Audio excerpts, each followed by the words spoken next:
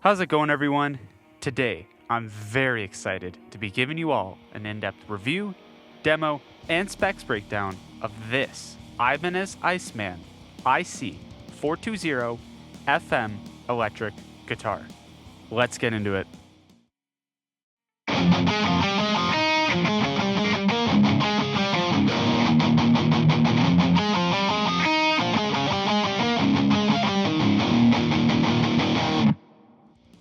Okay, like usual, we're going to start this video by going over the specs of this guitar, and then we'll dive into some more demos and an in-depth review. So, to start, this guitar comes in two color variations. The first, transparent blue gradation, or the second, violin sunburst, which is the color variation of this guitar here. We have an IC set in 3-piece Okume wood neck with a gloss polyurethane finish, a bound Jatoba fretboard with 22 medium-sized frets, and an acrylic and abalone block inlay. The scale length is 24.75 inches. The string spacing is 10.5 millimeters. And the fretboard radius is 12 inches or 305 millimeters. We have a plastic nut and some Ibanez machine heads on the headstock. The body cap or top is made out of flamed maple wood, with the rest of the body being made out of Okume wood and a gloss polyurethane finish.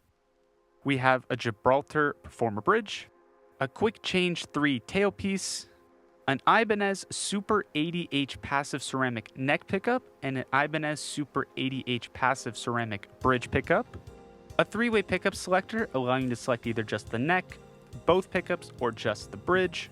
And for these pickups, we have 4 control knobs, one for neck volume, one for neck tone, one for bridge volume, and one for bridge tone.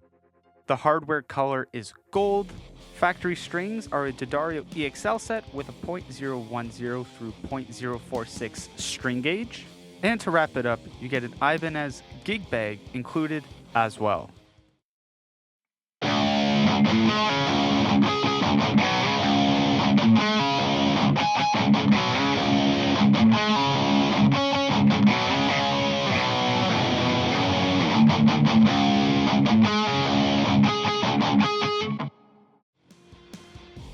Now, before going into the review, I think it would be useful to give a bit of history behind the Iceman series and the price that this model currently sells for. On the Ibanez website, after selecting electric guitars and then selecting Iceman under models, you get a little blurb giving a bit of history and background on the Iceman series. From the blurb, it says that the Iceman is integral to the identity of Ibanez and that the first model was released in 1977, adopting the Iceman name the following year. Some notable historic models in the series include the IC100 and the ICT700. Today, Ibanez currently produces 4 models in the Iceman series, one being a 7-string option under the Iceman Iron Label series, and the other 3 being 6-string options in the Iceman Standard series. For price, a new Iceman IC420FM goes for a selling price of $1,449.99 Canadian, which is about $1,036.04 American, or about all of these currencies listed here at the time of writing this video script. Please note that these numbers will change over time as the respective currency exchange rate will change to that of the Canadian dollar daily. Also note that the set selling price of $1,449.99 Canadian and the currency equivalent might be slightly different depending on the selling price set by the store or retailer selling this guitar.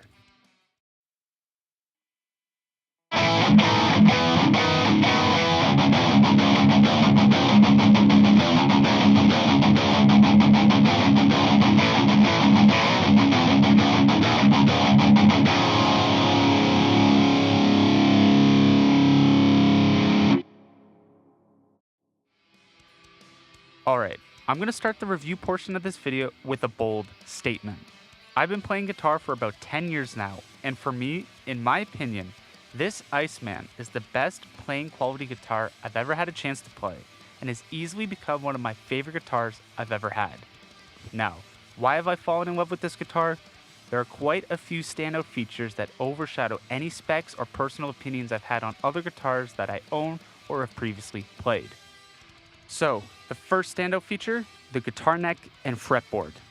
You often hear people say with a great quality tool, to get the job done, let the tool do the work for you. If you want to have a very smooth playing experience, let this fretboard and neck combination do the work for you. I have never played a fretboard and neck combination that has offered such a fluent and forgiving experience quite like this Iceman, where putting less effort in actually gives a better result.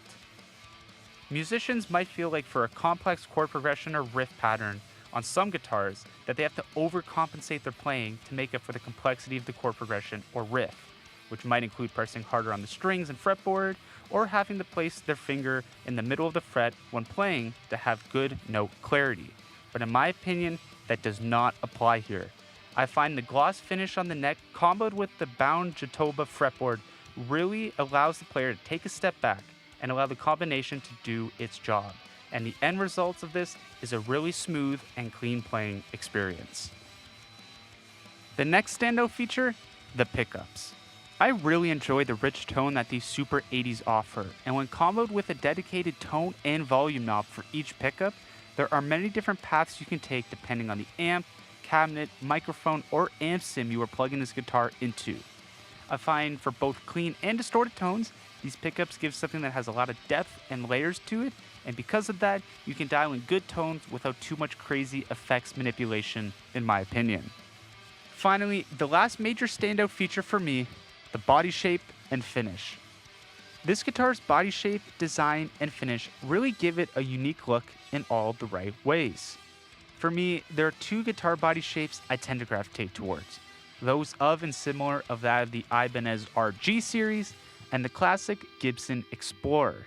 However, when I first saw this guitar on display, I instantly gravitated towards it. For me, this guitar body and finish gives it more of a classic, vintage, and classy look than that of, say, an extreme, rigid, and metal look that you might find in some BC Rich or Jackson models. I think the thoughtful balance of the smooth and sharp edges in the body, the extended headstock, and the gloss finish just really make this guitar look beautiful.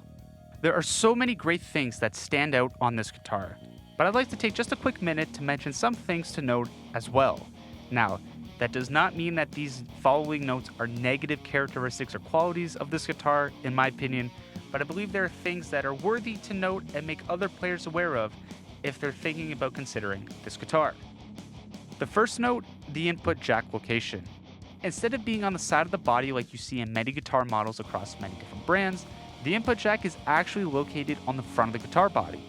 Now, if you have a guitar cable with two straight ends, some players might find it a little odd to have guitar cables sticking out of the front of the body. However, a quick solution to this for players who want a cleaner look is to get a cable with a 90-degree end like I have here, so the cable hugs the body instead of sticking out. The other small thing to note is that if you plan on storing this guitar flat down, due to the shape of the body and headstock, some pressure might be put on the D and G string tuning pegs. So, make sure the neck is supported using a neck rest if you plan on storing this guitar flat down, or consider using a standard guitar stand or wall mount when it comes to storing. I'd say, in my opinion, if you're looking to make the next step up from an intermediate guitar model and or are looking for something that offers a premium playing experience that has a bit of flair and personality to it, it might be worth looking into an Ibanez Iceman IC420FM guitar.